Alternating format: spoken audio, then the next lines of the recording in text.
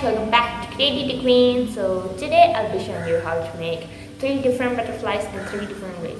So the first one is going to be made out of craft paper, the second one out of plain paper, and the third one out of glitter paper. So let's start crafting.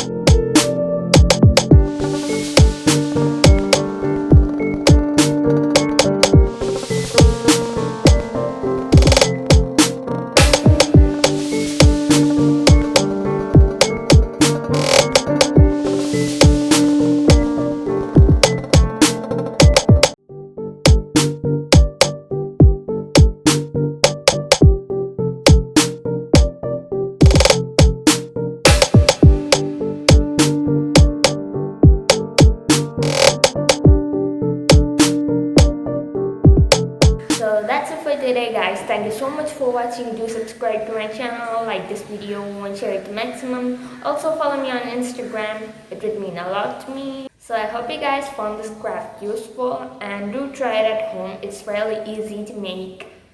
And I'll see you on the next video. Until then, bye bye.